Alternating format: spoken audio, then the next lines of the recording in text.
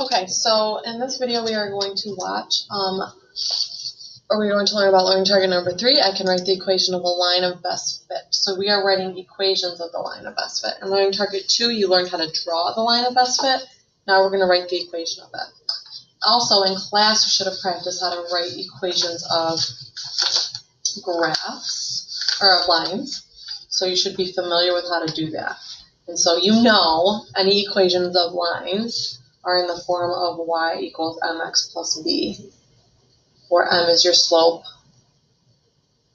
and b is your y-intercept. So just be mindful of that as we're working through this problem. So if you notice, we have baby alligators, and so we are measuring the baby alligator in about 7 months from September to April. And so the lengths are recorded below.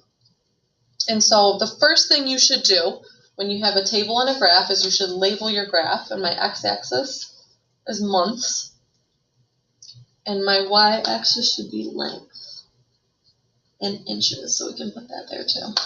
Okay. And so now the first step in this one is we are going to graph the data in the table. So we got 0, 22, which is nice. It's right there. Our next point is 1, 22.5. This data is nice too because they're easy to plot. 2, 23.5, 3, 25, 4, 26, 5, 6, 5, 7. Okay.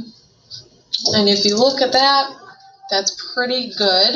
So our next step, so your scatter plot should look around like that. It's not going to be exact. Remember, these are all estimates. But our next step is to draw the straight line that best approximates a point. So that's our line of best fit. And I'm going to do it in a different color. I'll do it in pink. So I'm going to use my ruler and try to go through as many points as I possibly can. Middle of my data. And so that looks like this. All right, so that's my line of best fit.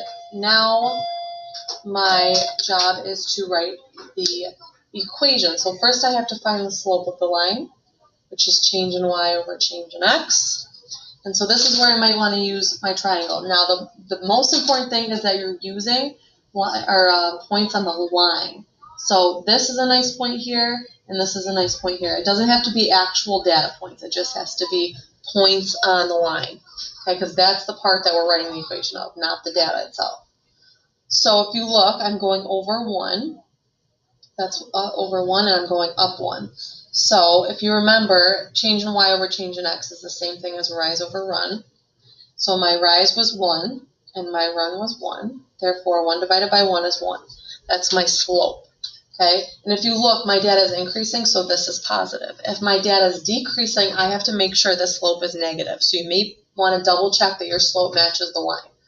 Okay, and then our y-intercept, this one's easy because you can see that the y-intercept is right where it starts, which is at 22. So our equation for this is y equals 1x plus 22. And that describes the line of best fit.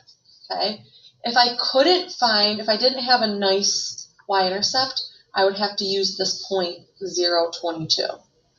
And if you remember from the beginning of the year, if I just have a point, I can use it and plug it into the equation if I'm not sure what b is. So if you remember, I take 22, I plug it in for y, I take 0, I plug it in for x, and then I solve for what b is.